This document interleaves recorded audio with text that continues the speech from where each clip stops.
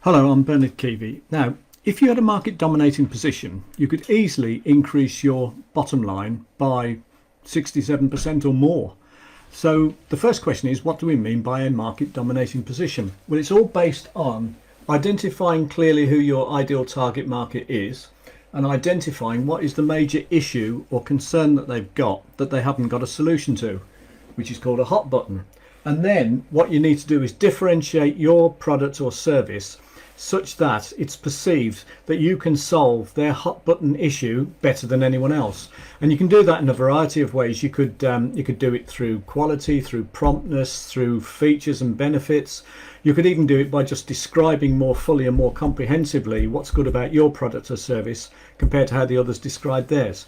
There's a whole range of ways of doing this, but basically the more you can differentiate yourself from your competitors as being a better provider of a solution to this hot button issue for your ideal customer or client, the more you've got a market dominating position.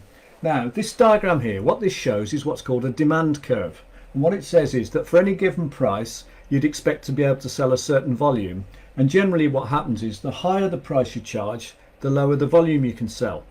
If you have a market dominating position, what basically happens is that your demand line moves out this way, and it also gets steeper, and what it means is that you can charge a higher price and also sell more volume.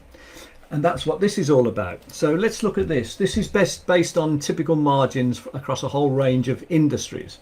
So let's just say that you're selling widgets or wheelbarrows or whatever, and you charge £100, dollars or euros for them, and it costs you 65 to make or buy in these things, so you make a gross profit of 35, which means your gross margin is 35 divided by 100, which is 35%. Now, if you're selling a volume of 50,000 in a year, then your turnover would be 500,000. Your revenue would be 500,000, 500,000.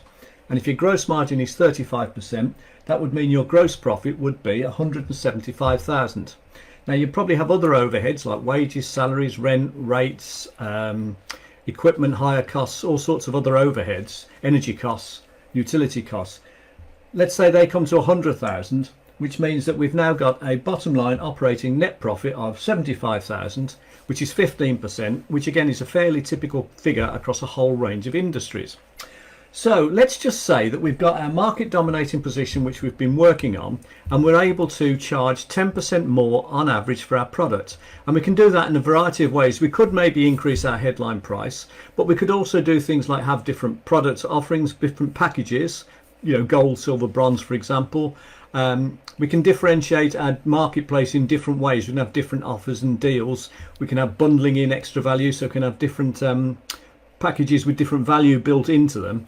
There's a whole range of ways of increasing our average price. So all we're looking for is a 10% increase on average. And let's also say that because of this market dominating position, we now proceed to be the expert or the specialist in our specialist target market here with our ideal customers or clients, and therefore we're able to sell 10% more volume. So our volume goes up to 55,000, our price goes up to 110 on average.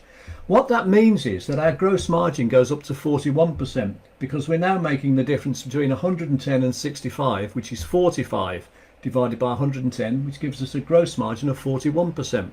And it therefore means our gross profit goes up from 175,000 to 225,000, because our revenue's gone up a lot as well. So we're now making 225,000 gross profit instead of 175. We've still got the same overheads, 100,000. So now our operating net profit is 125,000 instead of what was 75,000. So developing this market dominating position and being able to increase our average price by 10% and sell 10% more volume, both of which would be very feasible for the vast majority of businesses, means that we've added 67% to our bottom line. And that's before we've even started looking at things like costs and looking at other ways of marketing and developing our business. So you can see that this can be done, and the starting point is this market dominating position, which is crucial for virtually any business, because if you don't differentiate yourself in some way based on value and perception of value, then you end up being judged solely on price, which means you're on this demand line down here.